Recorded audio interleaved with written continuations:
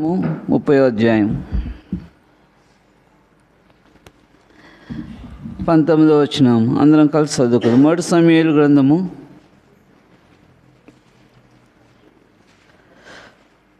30వ అధ్యాయము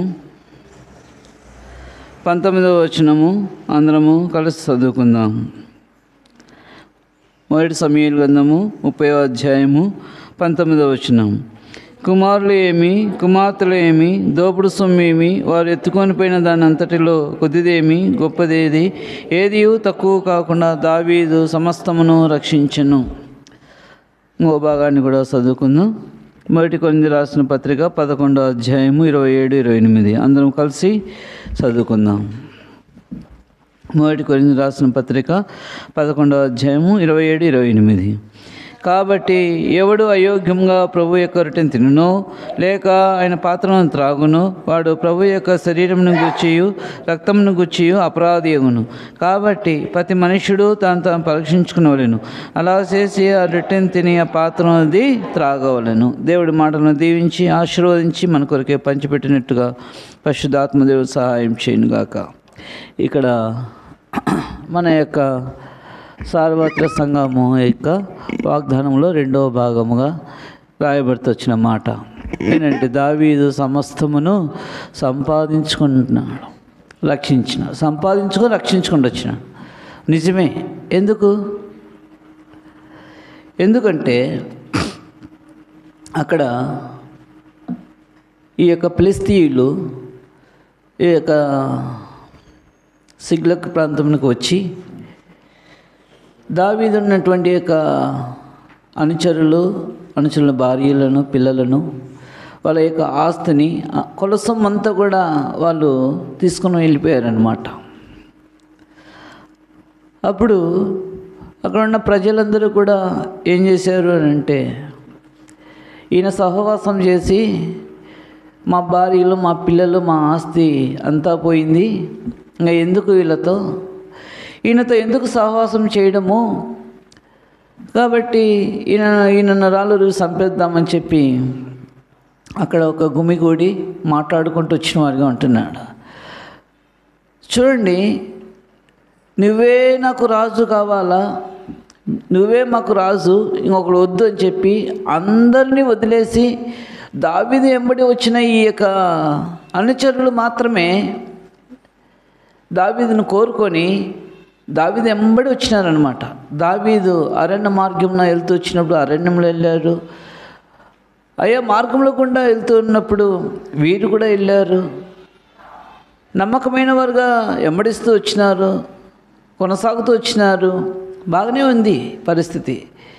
చిన్న పరిస్థితి అటాక్ అయిపోయిందనమాట. చిన్నది అనుకోని రీతిగా అక్కడ ఒక సంఘటన జరిగింది. కాబట్టి ఆ సంఘటనకు దేవుని ప్రజలు అంటే దావీదు యొక్క అనుచరులు రాళ్ళు రువి చంపాలని అనడానికి నోరు ఎలా వచ్చిందో నాకైతే అర్థం కాలే. మనం కూడా అనేకసార్లు నోరు తొందరపాటును బట్టి ఏం చేస్తామంటే, దావీదు అనుచరులు మాట్లాడిన రీతిగా మనము సంఘంలో ఉన్న పరిశుద్ధులను, సేవకులను, పెద్దలను అనే రీతిగా నోరు దూరం ఎక్కువయ్యి మాట్లాడేవారంగా మనం కూడా లేకపోలేదు. అందుకే కాబట్టి ప్రతి మనుష్యుడు తాను పరీక్షించుకొని అలా చేసి ఆ రొట్టెను తిని ఆ పాత్రను తాగాల పరిస్థితి. కాబట్టి అక్కడ అయినప్పటికీ కూడా మీరందరూ నన్ను వదిలేసినప్పటికీ కూడా పర్వాలేదు అని చెప్పి దావీదు ఏం చేశాడు అని అంటే, పై వచనంలో ఎవరమ్మా నీ దేవుడేనా, తన దేవుడైన యెహోవాను బట్టి ధైర్యం తెచ్చుకున్నాడు. ఎటువంటి పరిస్థితిలో చూడండి, వాస్తవానికి అయ్యా పోయింది సంపాదించుకుంటాంలే, ఎందుకు, దేవుడు ఉన్నాడు మనకు, దేవుడు మనకు సహాయం చేస్తాడులే, మన దేవుడు ఇంతవరకు అరణ్యములో పోషించి నడిపించిన దేవుడు ఈ వీటిలో మనకి ఎందుకు సహాయం చేయడు అని దావీదును బలపరచాల్సింది పోయి, దావీదును ఆదరించవలసింది పోయి దావీదు మీదనే తిరగబడడానికి ఇష్టపడ్డారంటే వారు ఎలాంటి వారుగా ఉంటున్నారు చూడండి. అంటే విశ్వాసం లేనివారు అన్నమాట. విశ్వాసం లేనివారు, తిని వాసాలు లెక్క పెట్టేవాడుగా కనబడతా ఉంటున్నాడు దావీదు యొక్క అనుచరులు. ఈనాడు మన పరిస్థితుల్లో మనం కూడా అలాగే ఉంటున్నామేమో పరీక్షించుకోవాలి. దేవుని యొక్క వాక్యం యొక్క వెలుగులో మేలు పొంది కీడు చేయాలనేటువంటి యొక్క తపన, ఆశ కలిగి ఉంటున్నారేమో.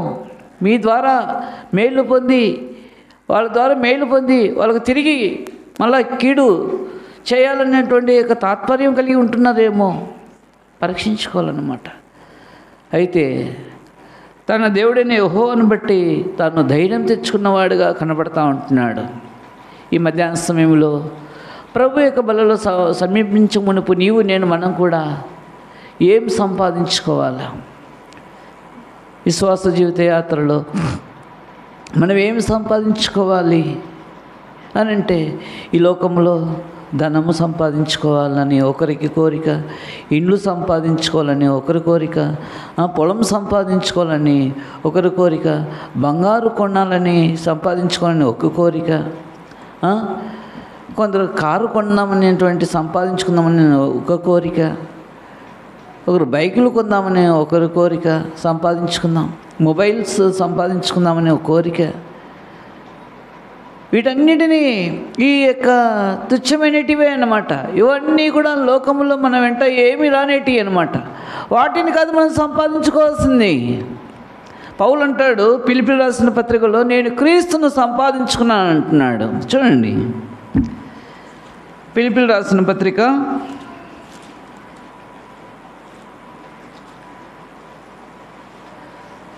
3వ అధ్యాయము 8వ వచనం.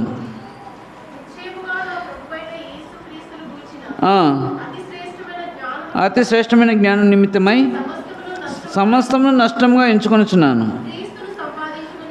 చూడండి, క్రీస్తును సంపాదించుకొని ధర్మశాస్త్రమైన మూలమైన దాన్ని నీతిని గాక క్రీస్తునందరి విశ్వాసమునైనా నీతి అనగా విశ్వాసమును బట్టి దేవుడు అనుగ్రహించు నీతి గలవాడనై ఆయన యందు అగపడు నిమిత్తమును అంట. ఏమంటున్నాడు?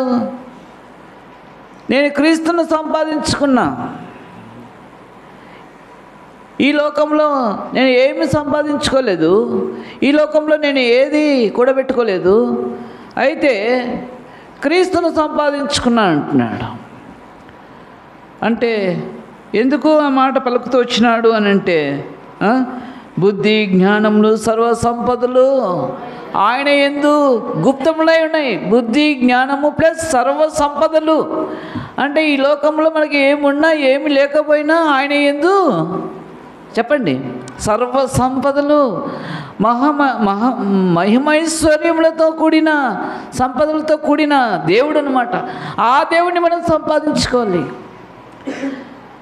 4:19 ఫిలిప్పీయులకు రాసిన 4:19 కాగా దేవుడు తన ఐశ్వర్యము చొప్పున క్రీస్తు యేసు మహిమలో మీ ప్రతి అవసరము తీర్చును. క్రీస్తు మహిమైశ్వర్యం, ఆయన మహిమాస్వరూపైన దేవుడు, ఆయన ఐశ్వర్యవంతుడైన దేవుడు, ఆయన ఎంతో గొప్ప దేవుడు. అటువంటి గొప్ప దేవుణ్ణి మనం సంపాదించుకోవాలన్నమాట.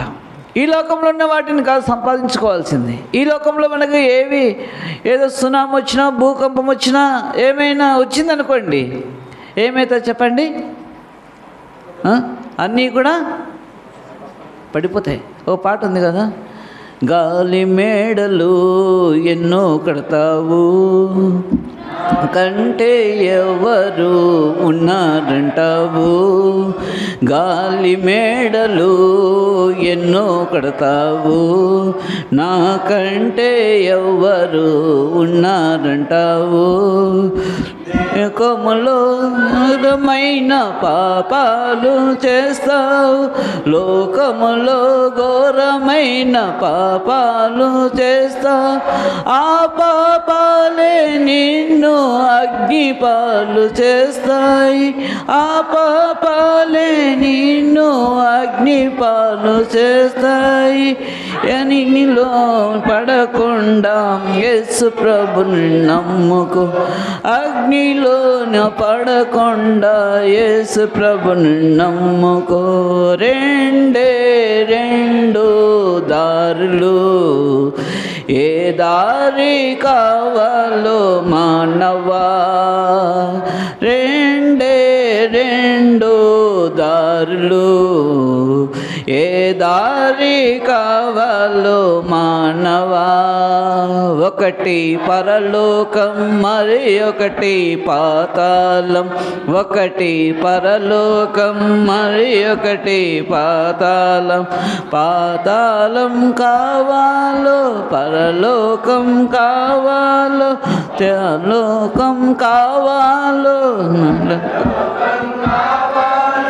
తెలుసుకో మానవా, కోరుకో మానవా, తెలుసుకో మానవా, కోరుకో మానవ. కాబట్టి ఈ లోకంలో అన్నీ కూడా ఏమైతే చెప్పండి, అన్నీ కూడా గాలి మేడలు ఇవన్నీ ఉండొచ్చు. అయితే ఉండడానికి ఇండ్లు,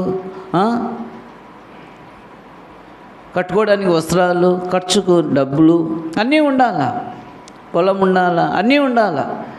అయితే వీటిని కాదు సంపాదించుకోవాల్సింది.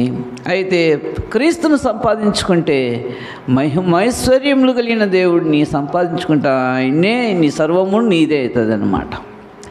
కాబట్టి పౌలు అంటూ వచ్చినాడు, నేను క్రీస్తును సంపాదించుకున్నాను అంటే ఏం చేశాడు ఆయన అంటే వెళ్ళాడు, ప్రతి ఊరికి వెళ్ళాడు, సువార్త ప్రకటించినాడు. ప్రకటించి అక్కడ ఆత్మలు సంపాదించి సంఘాలు కడుతూ వచ్చినాడు. వెళ్ళిన చోటల్లా సంఘాలు కడుతూనే ఉన్నాడు. వెళ్ళిన చోటల్లా సువార్త చేస్తూ వచ్చినవాడిగా ఉంటున్నాడు. అయితే నేను ఆత్మలు సంపాదించినాను అని రాయలే, నేను సంఘాలు కట్టాను అని రాయలేదు అక్కడ. అయితే నేను క్రీస్తును సంపాదించుకున్నాను అంటున్నాడు. కాబట్టి శ్వాస జీవితయాత్రలో కొనసాగిపోతున్న మనం ఏం సంపాదించుకోవాలి చెప్పండి. ఇప్పుడు క్రీస్తును సంపాదించుకుంటే అన్నీ కూడా మనయే. కాబట్టి మనం ఏమి తినడానికి తిండి తక్కువ చేయడు, కట్టుకోవడానికి బట్ట తక్కువ చేయడు, ఏది తక్కువ చేయడు అన్నమాట. మనకి ఏనాటికి కావాల్సిన భత్యము ఆనాటికి, ఏనాటికి పోషణ కావాల్సిన ఆనాటి పోషణ దేవుడు తన మహిమైశ్వర్యము చొప్పున మనకు తీర్చే దేవుడుగా ఉంటూ ఉన్నాడు. మనమైతే చాలాసార్లు నిరుత్సాహం అనేది ఏర్పడుతుంది అన్నమాట. ఏదైనా ప్రతిదీ దేవుని దగ్గరకు వచ్చి మనం నేర్చుకున్నప్పుడు, దేవుని వచ్చి అడిగినప్పుడు దేవుడు ఏదో ఒక దిక్కు నుండి సహాయం చేయగలడు అన్నమాట. విశ్వాసంతో మనము ఆయన సన్నిధికి రావాలన్నమాట. ఆయన సన్నిధికి వచ్చి ఆయన పాదాలు పట్టుకొని, అయ్యా నేను నీ మీదనే ఆధారపడుతున్నాను, నువ్వే మాకు ఆధారము, నువ్వే మా దిక్కు అని ఆయన పాదాలు పట్టుకున్నప్పుడు దేవుడు మనకు సహాయం చేసేవాడుగా ఉంటా ఉన్నాడు. కనుక మనం ఏం సంపాదించుకోవాలని అంటే క్రీస్తును సంపాదించుకోవాలి. చూడండి, ఈ యొక్క భక్తుడు దావీదు దేవుని కొరకు ఏం సంపాదించిన వాడిగా ఉంటున్నాడో చూద్దాము రండి. మొదటి దినవృత్తాంత గ్రంథములు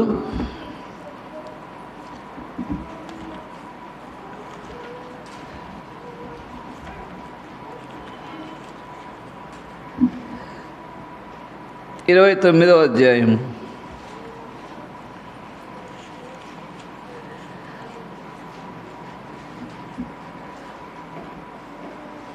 1వ వచనం నుంచి. తర్వాత రాజు అయిన దావీదు సర్వ సమాజముతో ఇలా సెలవిచ్చెను, దేవుడు కోరుకుని నా కుమారుడైన సొలొమోను ఇంకనూ లేతప్రాయం గలవాడై బాలుడై ఉన్నాడు. కట్టబో ఆలయము మనుషునికి కాదు, దేవుడైన యెహోవాకి గనుక ఈ పని బహు గొప్పది. బాగా గమనించండి, దావీదు ఏమంటున్నాడు, నేను బహుగా ప్రయాసపడి నా దేవుని మందిరమునకు కావలసిన బంగారపు పనికి బంగారమును, వెండి పనికి వెండిని, ఇత్తడి పనికి ఇత్తడిని, ఇనుము పనికి ఇనుమును, కర్ర పనికి కర్రలను, గోమెదకపు రాళ్ళను, చెక్కుడు రాళ్ళను, వింతైన వర్ణము గల పలు విధమైన రాళ్ళను, మిక్కిలి వెలగల నానావిధ రత్నములను, తెల్ల చలువరాయి విశేషముగా సంపాదించిని. మరియు నా దేవుని మందిరం మీద నాకు కలిగి ఉన్న మక్కువ చేత నేను ఆ ప్రతిష్ఠితమైన మందిరం నిమిత్తము సంపాదించిన వస్తువులు కాక నా సొంతమైన బంగారమును వెండిని నా దేవుని మందిరం నిమిత్తమును నేను ఇచ్చేదను. చూడండి ఏ మాట అంటున్నాడు. వాస్తవానికి ఈనాడు మంత్రులు ఏం చేస్తూ ఉన్నారు? వాళ్ళ స్వనీతి కొరకు, వారు బాగో కొరకు ఏం చేస్తూ ఉంటున్నారు? దోచుకుంటూ ఉన్నారు. అందరూ వారి యొక్క అక్కర కొరకు, వారి యొక్క కుటుంబము కొరకు ఈనాడు రాజులు, మంత్రులు, ప్రధానులు ఎంతోమంది వారి యొక్క స్వభావ లాభము కొరకు, వారి యొక్క కుటుంబము కొరకు ఏం చేస్తున్నారు అంటే సంపాదించుకుంటున్నారు. అయితే ఇక్కడ దావీదు ఏమంటూ ఉన్నాడు? విశేషముగా సంపాదించినాడు. దావీదు రాజు దేవుని యొక్క మందిరము పని కొరకు అన్నీ కూడా సమకూర్చిన వాడిగా ఉంటున్నాడు. ఈనాడు నీవు నేను మనము దేవుని మందిరం కొరకు ఏమి సంపాదిస్తుంటున్నాం? దావీదేమో బంగారు పనికి బంగారు, వెండి, తర్వాత ఇత్తడి, ఇనుము, కర్రలు, గోమేధిక రాళ్ళు, చెక్కుడు రాళ్ళను, వింతైన వర్ణం గల పలు విధమైన రాళ్ళను, మిక్కిలి వెలగల నానా రత్నములు గల తెల్ల చలువ రాళ్ళు, రాయి విశేషముగా సంపాదిస్తూ వచ్చినాడు. సంపాదిస్తూ సంపాదించుకున్నాడు.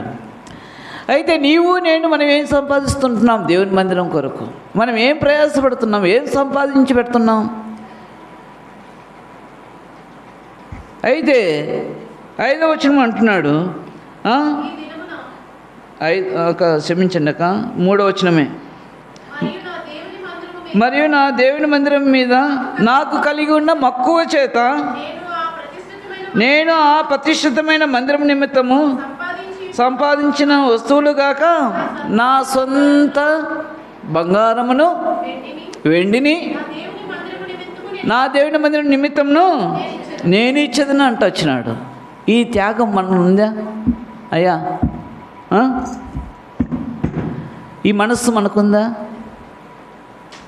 ఏదన్నా బయట ఒక ముక్కులో పెట్టుకుని చిన్న అది కనపడింది అనుకో, అట్టా ఇటో చూసి ఎవరు లేకుండా జోబులో పెట్టుకుని ఇంటికి దాచి పెట్టుకుంటాం. 10 రూపాయలు డబ్బులు పన్నా ఏం చేస్తాము?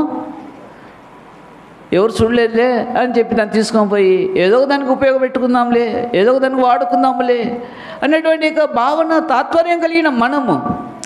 అయితే ఇక్కడ దావీదు దేవుని మందిరం మీద ఉన్నటువంటి మక్కువ చేత తన సొంత బంగారమును, సొంత వెండి కూడా ఇచ్చిన వాడుగా ఉన్నాడంట. చూడండి ఇంకో మాట 16, 17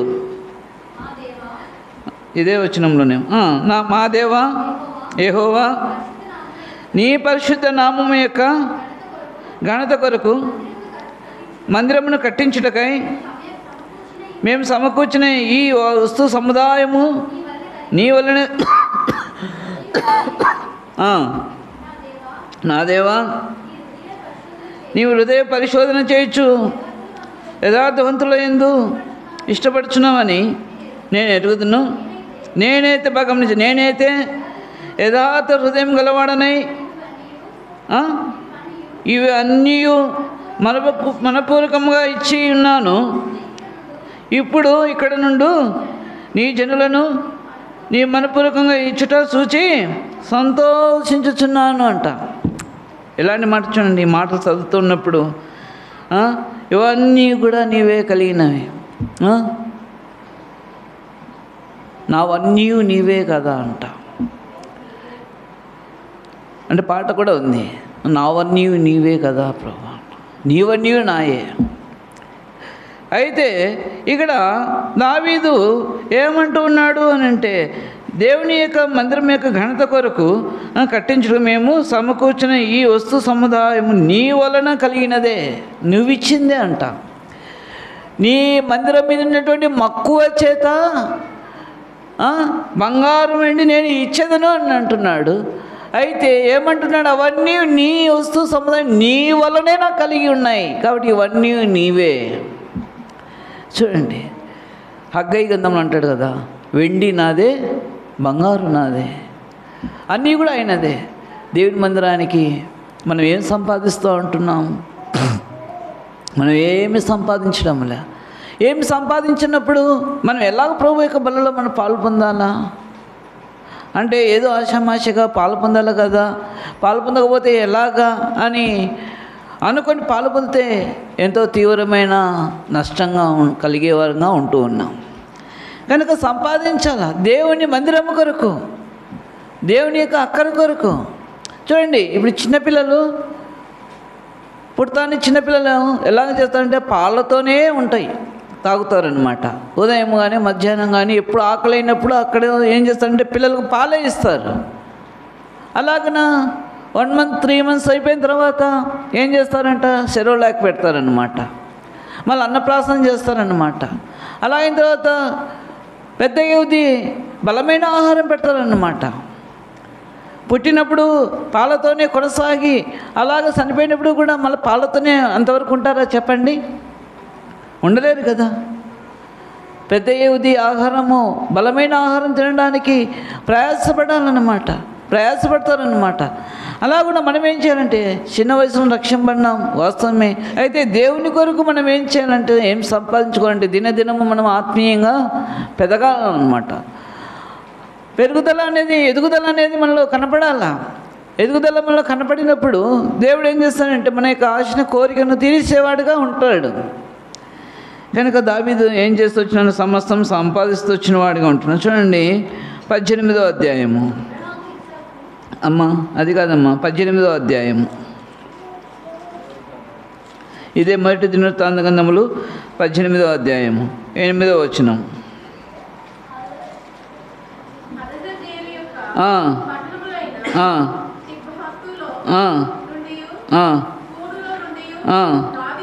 దావీదు బాగా గమనించాను, బహు విస్తారమైన వెండిని తీసుకొని వచ్చెను, దానితో సొలొమోను ఇత్తడి సముద్రమును స్తంభములను ఇత్తడి వస్తువులను చేయించెను. దావీదు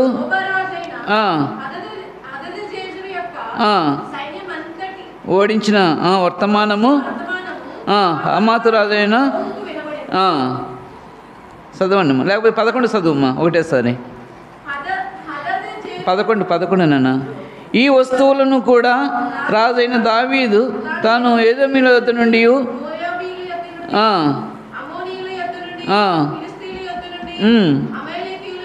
అమాలేకుల యొద్ద నుండి తీసుకుని వెండి బంగారంతో పాటు యెహోవాకు ప్రతిష్ఠించెను. అన్నీ కూడా తన యొక్క సొంతము యొక్క అక్కరకు తీసుకోలేదు. రోడ్ కాంట్రాక్ట్ చేసాడు అనుకోండి, రోడ్ కాంట్రాక్ట్లో వాడికి లాభం లేదు, వాడు పని చేయడు. అనవసరమైన రీతిగా బిల్లులు పెట్టేవారు ఉంటారనమాట. తక్కువగా పనిచేసి ఎక్కువ చేసినట్టు పెడితే ఏమవుతారంట, శాంక్షన్ చేస్తారనమాట. వాళ్ళు వచ్చి చూడరు. అయితే దావీదు తీసుకుంటే ఎవరు అడిగేవాళ్ళు లేరు, ఎందుకంటే రాజు అయినప్పటికీ కూడా ఏం చేస్తూ వచ్చినట్ట, ఆ యొక్క వెండి బంగారులు అన్నీ కూడా తీసుకొని వచ్చి దేవుని మందిరంలో ప్రతిష్ఠ చేస్తూ వచ్చిన వాడిగా ఉంటున్నాడు. కాబట్టి విశ్వాస జీవిత యాత్రలో మనం కూడా దేవుని మందిరము కొరకు ఏమి సంపాదిస్తుంటున్నామనే యొక్క ప్రశ్న మనకు. మనం మనం సంపాదిస్తుంటున్నాం. లోకంలో ఎన్నో డబ్బులు సంపాదిస్తున్నాం, బంగారు ఇండ్లు పొలాలు అన్నీ సంపాదిస్తున్నాం, వాస్తవమే. అవన్నీ పక్కన పెట్టేసి దేవుని మందిరం కొరకు నువ్వు వ్యక్తిగతంగా మనము ఏం సంపాదిస్తూ ఉంటున్నాం. దావీదు చూడండి, అన్నీ కూడా తెచ్చి తన ఇంటికి తీసుకుపోలేదు, దేవుని మందిరానికి వచ్చి ప్రతిష్ఠిస్తూ వచ్చిన వాడిగా కనబడుతూ ఉంటున్నాడు. ఇంకా చూడండి, ఇంకా ఏం చేసిన వాడుగా ఉంటున్నాడు. 22వ అధ్యాయము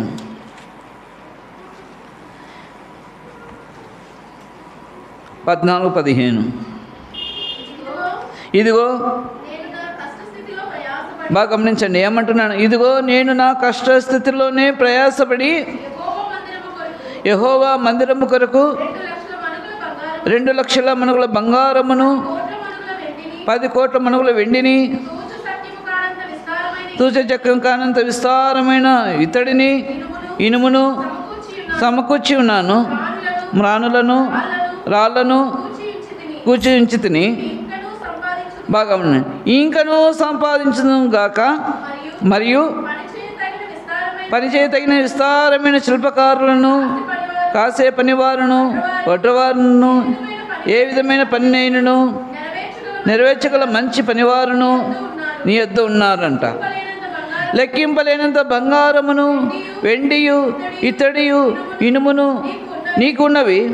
కాబట్టి నువ్వు పని పూనుకును, యెహోవా నీకు తోడుగా ఉండును గాక అంట. ఎలాంటి పరిస్థితి చూడండి.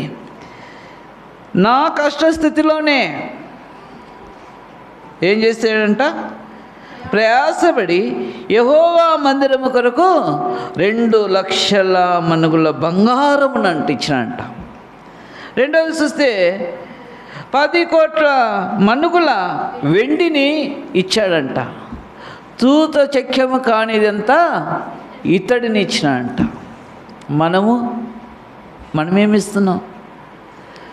ఆయన కష్టస్థితిలోనే అంత ఇచ్చినాడంట.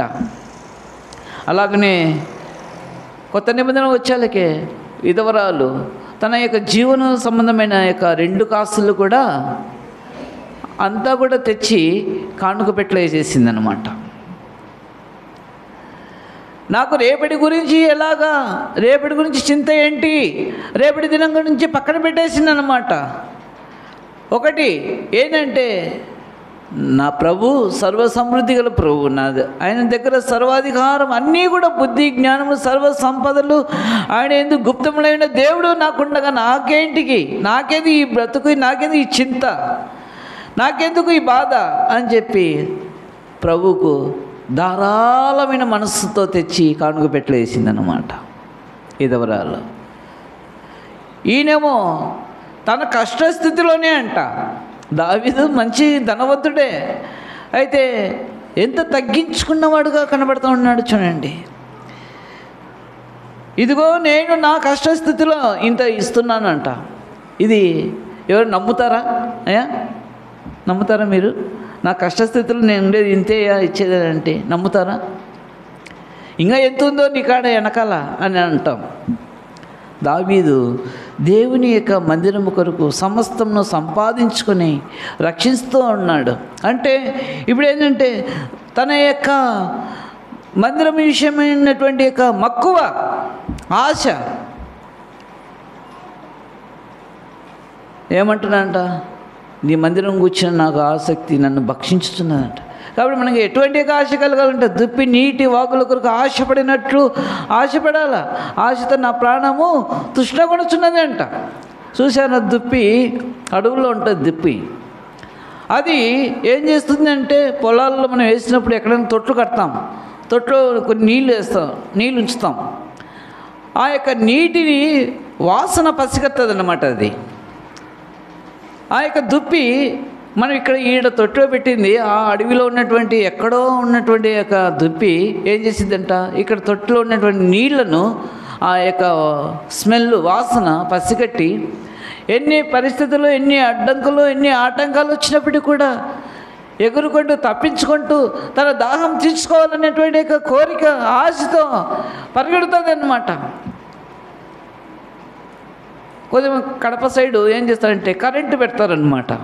కరెంటు పెడితే ఏమవుతుందంట, దుప్పి నీటి కొరకు వస్తుంది కదా అని చెప్పి అక్కడ కొంతమంది పొలాల్లో ఉన్నవాళ్ళు, కాయలు ఉండేవాళ్ళు ఏం చేస్తారంటే చుట్టూ కరెంటు పెడతారనమాట. తన యొక్క నీటిని తాగేదాని కొరకే తన ప్రాణాన్ని పోయినా పర్వాలన్నట్టు ఆ తీగలు ఉన్నప్పటికీ కూడా తప్పించుకొని ప్రయత్నం చేసిందనమాట. అలాగ నేను కూడా చాలాసార్లు ఒక ఊర్లో సేవ చేసేటప్పుడు కనీసం నెలలో 2 సార్లు 3 సార్లు తినేవాడిని దుప్పి మాంసం. ఎందుకంటే కరెంటు పడుతుంది, ఎందుకంటే మన చుట్టూ అంతా రైతులే, పప్పాసకాయలు వేసేవాళ్ళే. కాబట్టి దానికి ఏం చేస్తారంటే మన ఊరు సెంటర్లో ఉందన్నమాట మన ఇల్లు, నేను ఉండే ఇల్లు. కాబట్టి ఎవరు పోయినా మన ఇంటి ముందర నుంచే వెళ్ళాలి, వేరే పక్కన పోవడానికి వీలు లేదు. వాళ్ళు తెచ్చి అంతన్నా తెచ్చి ఇచ్చిపోతారనమాట. అంటే ఏంటంటే ఆ దుప్పి తన ప్రాణాన్ని పోతుందని తెలిసి కూడా ఏమవుతుంది అని అంటే తన యొక్క ఆశను తీర్చుకోవాలనేటువంటి యొక్క కోరిక తనకు ఉంటుందన్నమాట. కనుక విశ్వాసంలో కొనసాగుతున్న నీవు నేను మనం కూడా ఏం చేయాలి అని అంటే దుప్పి నీటి వాకుల కొరకు ఆశపడినట్లు ఆశతో ప్రభువా నా ప్రాణం నీ కొరకు తృష్ణ కొనుచున్నది అని అంట, జీవం గల దేవుని దర్శించుటకు. కాబట్టి ఇక్కడ తన కష్టస్థితిలో నుంచి ఇంత ఇచ్చినాను అని చెప్పుకుంటా ఉన్నాడు దావీదు రాజు. కాబట్టి మనం కూడా విశ్వాస జీవిత యాత్రలో మనం ఏం చేస్తున్నాం చూడండి. ఇంకో మాట 28వ అధ్యాయము 2వ వచనం. అప్పుడు రాజైన దావీదు లేచి నిలబడి ఇలా సెలవిచ్చెను. బాగా గమనించండి. నా సహోదరులారా, నా జనులారా, నా మాట ఆలకించుడి. యెహోవా నిబంధన మందసమునకును మన దేవుని పాదపీఠముకును ఒక మందిరము కట్టించవాలని నేను నా హృదయం నిశ్చయం చేసుకొని సమస్తమును సిద్ధపరిచినానంట. చూడండి, దావీదు యొక్క హృదయంలో కోరిక ఏంటంటే నా దేవుని మందిరం. ఓ చోట రాయబడితే వచ్చింది, నేను దేవదారు మానులతో కట్టబడే నివాసంలో ఉంటా ఉన్నాను, నా దేవుని మందిరము ఎక్కడుందంట? ఏమా డేరాల మధ్య ఉందని ఎంతో ఆశ కలిగి వెంటనే ప్రవక్తను పిలిచాడనమాట. అయ్యా, నేనైతే దేవధర్మాలతో కట్టబడిన నివాసంలోనే ఉంటున్నాను, నా దేవుని యొక్క మందిరము గుడారంలో ఉంటూ ఉన్నదనేటువంటి యొక్క తపన ఉంది, కాబట్టి నేను ఒక మందిరం కట్టించాలని ఆశ ఉంది అన్నప్పుడు ఆయన ఏమన్నాడంటే సరే నీ ఇష్టం వచ్చిన చేయి అన్నాడు. చూడండి, ఎక్కడుంది ఆ మాట చెప్పగలుగుతారా?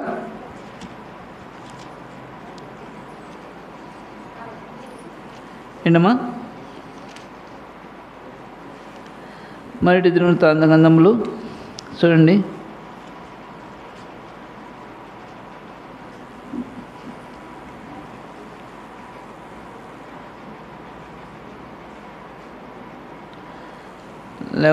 మొదటి రాజుల్లోనే ఉంటుంది ఆ మాట. 17వ అధ్యాయం అయితే గ్యారంటీ ఉంటుంది.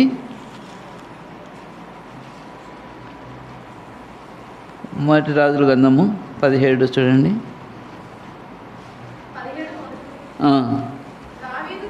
అదేనమ్మా, మొదటి రాజులేనా? మొదటి దినవృత్తాంతంలా మొదటి దినవృత్తాంతగ్రంథములు 17.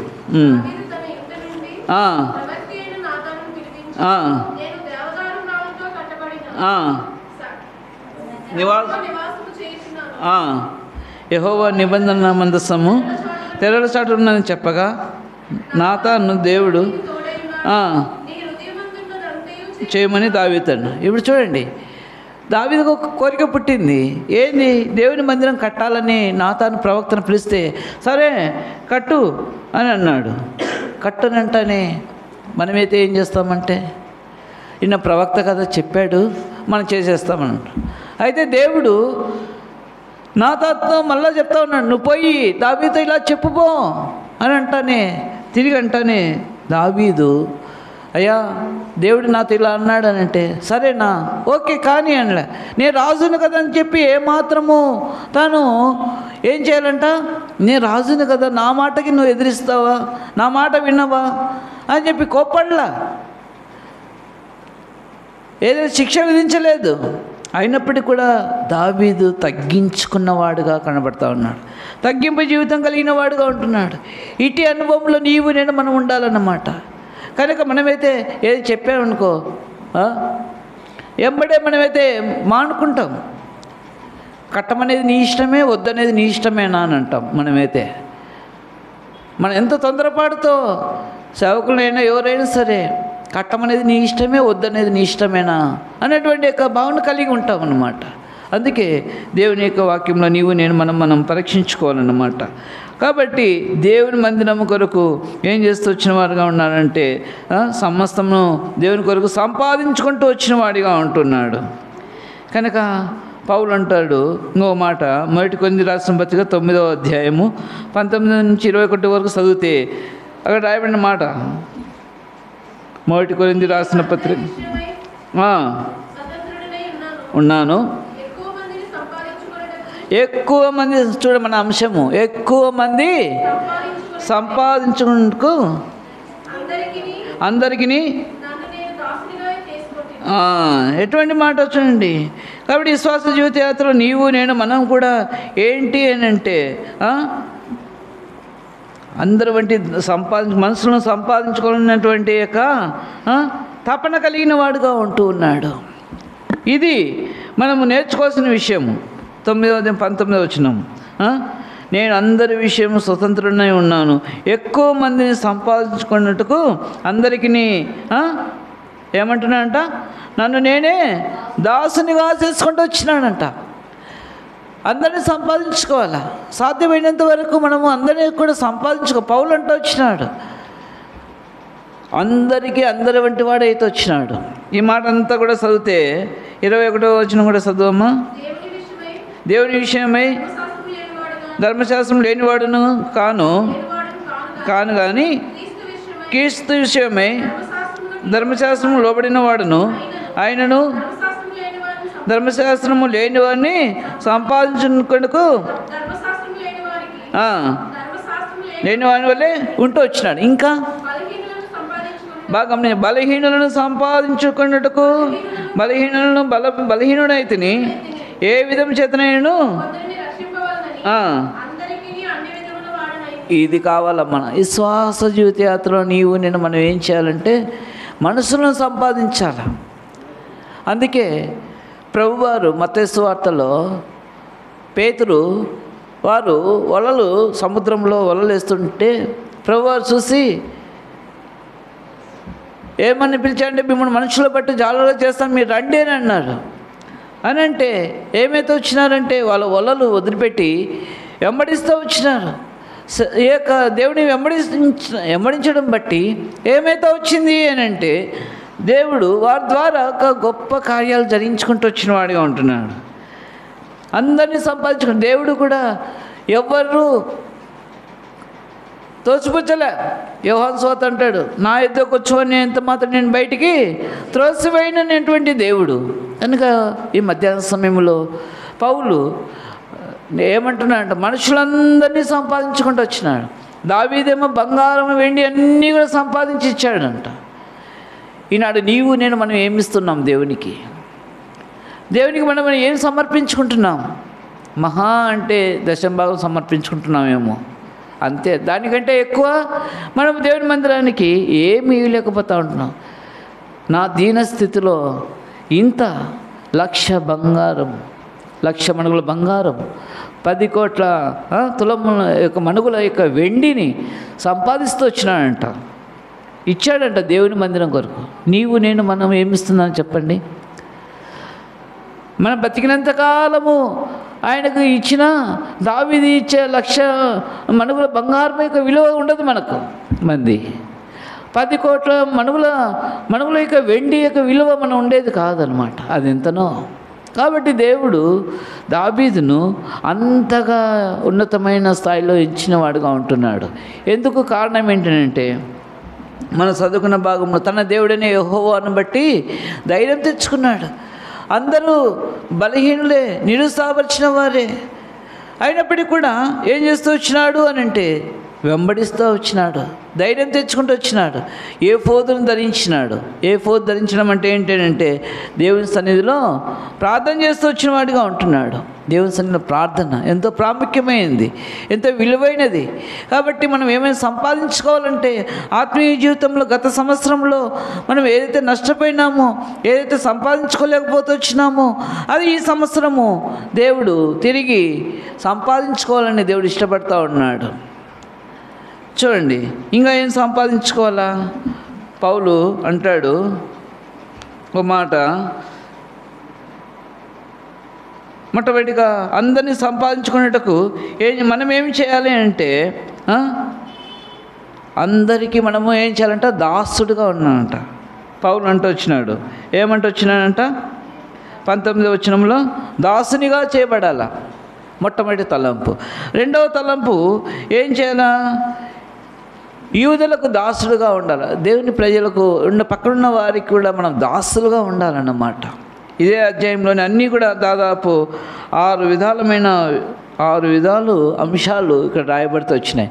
మొట్టమొదటిగా దాసుని స్వరూపము, దాసునిగాను, రెండోది యూదులకు దాసునిగాను, మూడవది ధర్మశాస్త్రంకు లోబడిన వారును, తర్వాత 4వది బలహీనులను, కాబట్టి 5వది ఏ విధం చేతనైనా కొందరిని సంపాదించుకునే అనుభవంలో మనం ఉన్నప్పుడు పరిశుద్ధాత్మ దేవుడు మనకు సహాయం చేసేవాడుగా ఉన్నాడు.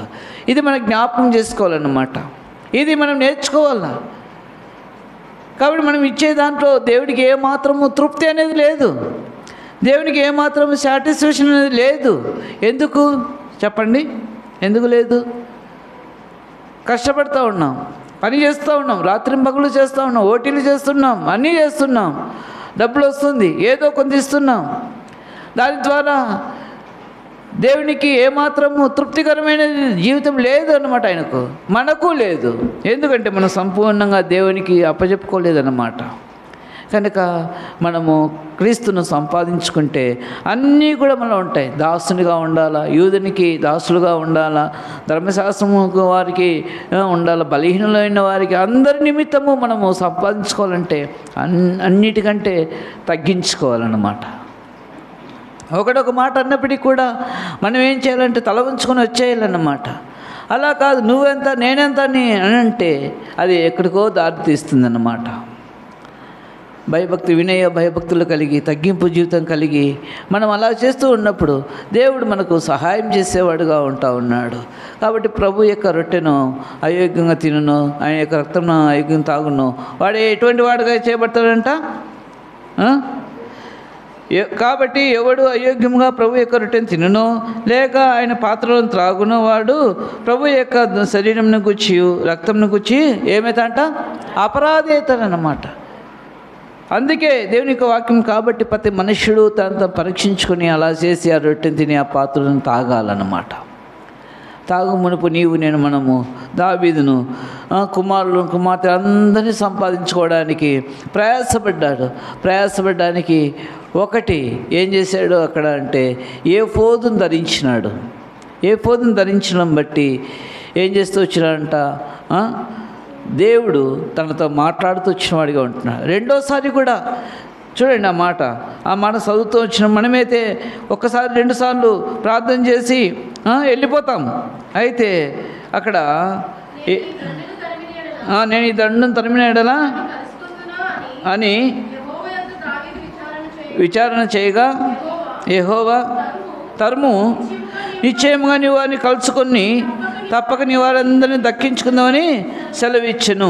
కాబట్టి ఇప్పుడు ఏం చేస్తూ వచ్చినాడు, దేవుని దగ్గర 2 సార్లు విచారించినాడు, ఏ పొద్దు ధరించినాడు, ధరిస్తానే సరే ప్రార్థన చేసినాం కదా అని అనేక సార్లు మన యొక్క శరీర బలహీనతను బట్టి ఏమవుతామంట వెళ్ళిపోతూ ఉన్నాం. ఇది దేవుని చిత్తమా కాదా అని గ్రహించాం. అందుకే భక్తులు దావీదు అంటారు, నా దేవా నీ చిత్తం నెరవేర్చడం నాకు సంతోషం అంటొచ్చినాడు. దేవుని యొక్క చిత్తాన్ని జరిగిస్తూ వచ్చిన వాడిగా ఉంటున్నాడు, దేవుని చిత్తాన్ని ప్రకారం నడుచుకుంటూ వచ్చిన వాడిగా ఉంటున్నాడు. కనుక దేవుని చిత్త ప్రకారం అడుగుతూ వచ్చినాడు. కాబట్టి తిరిగి ఎంతైతే తను కోల్పోతూ నష్టపోతూ వచ్చినాడో అంతకంటే 100 రెట్లు సంపాదించుకొని వచ్చినాడు అనమాట. అందుకే ఆ మాట రాస్తూ వచ్చినాడు. ఇక్కడ ఉంది కదా, దావీదును సమస్తమును సంపాదించినాడు.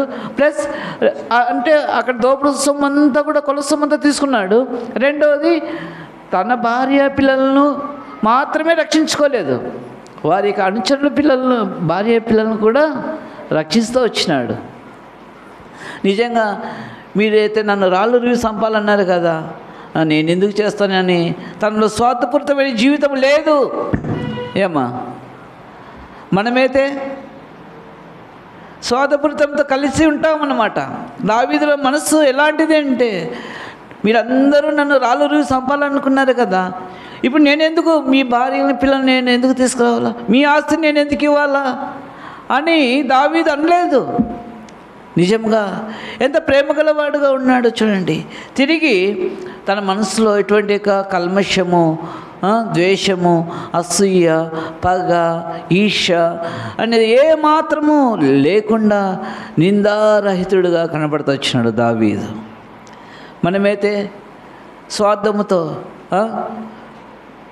గొర్రె అట పక్కన పోతాడని పోతే పోనీలో వాడికి ఇలాగే జరగాల, ఇలాగే జరిగిపోవాలా, ఇలాగ నష్టం కావాలని మనం కోరుకుంటాం. దావీదు అలా కోరుకోలేదు. వారి క్షేమాన్ని చూశాడు అన్నమాట, వారి బాగోగులు చూశాడు, పరిశోధిస్తూ వచ్చినాడు. అందుకే దావీదు అందరికీ ఇష్టడుగా చేపడుతూ వచ్చిన వాడిగా ఉంటున్నాడు. దేవునికి ఇష్టడుగా రాయబడుతూ వచ్చింది కదా అపొస్తలుల కార్యంలో. అతడు నా హృదయానుసారుడు అంట. ఏమన్నామా? నా ఇష్టానుసారమైన మనుష్యుడు. ఇంకా ఏమంటున్నాడు చూడండి, నేను యెషయా కుమారుని కనుగొంటిని 13వ అధ్యాయము 22వ వచనంలో. తర్వాత అతన్ని తొలగించి దావీదును వారికి రాజుగా ఏర్పరచెను. మరియు ఆయన, నేను యెషయా కుమారుడైన దావీదును కనుగొంటిని, అతడు నా ఇష్టానుసారుడైన మనుషుడు, అతను నా ఉద్దేశములన్నీ నెరవేర్చునని చెప్పి అతని గురించి ఎవరు సాక్ష్యం చెప్పింది? దేవుడు చెప్పాడు. ఇప్పుడు ఈ నా సహోదరుడు దేవునికి నా యొక్క అంటే నా బిడ్డ నాకెంతో ఇష్టడు, ఇష్టానుసారైన మనుషుడు, అది నా ఉద్దేశంలో నెరవేర్చువాడని చెప్పి పరిశుద్ధాత్మ దేవుడు ప్రభువు యేసుక్రీస్తు ప్రభువారు నిన్ను గూర్చి నన్ను గూర్చి సాక్ష్యం చెప్తే అది ఎంతో ఆనందం, సంతోషం ఉంటుంది. మనుషులు చెప్పేది కాదు. మనుషులు చెప్తే అది ఏమాత్రం సంతోషం అనేది ఉండదు, కానీ తాత్కాలికమైన ఘనతగా మనం ఉప్పొంగాల్సిందే. కానీ అయితే మనము ఏమాత్రము కూడా చేయలేమన్నమాట. కనుక ఈ యొక్క మధ్యాహ్న సమయంలో ప్రభు యొక్క బల్లలో పాల్పంచిన నీవు నేను మనం కూడా దేవునికి హృదయానుసారులుగా నువ్వు ఉన్నావా లేదా మనం పరీక్షించుకుందాం. కాబట్టి ప్రతి మనుష్యుడు తను పరీక్షించుకున్నాం. అందుకే ఇక రాయబడిన మాట ఏంటంటే, వాస్తవానికి దావీదు అలాగున్న అన్నీ సంపాదించుకొని దేవునికి ఇష్టడుగా నెరవేరుస్తూ వచ్చినాడు, దేవుని చిత్తాన్ని జరిగిస్తూ వచ్చిన వాడిగా కనబడుతూ ఉంటున్నాడు. నీవు నేను మనం కూడా అటు ఉండడానికి సిద్ధపడడానికి ప్రభు మనకు సహాయం చేయను కాక. రండి మోకరిద్దాం. ప్రభు యొక్క బలలో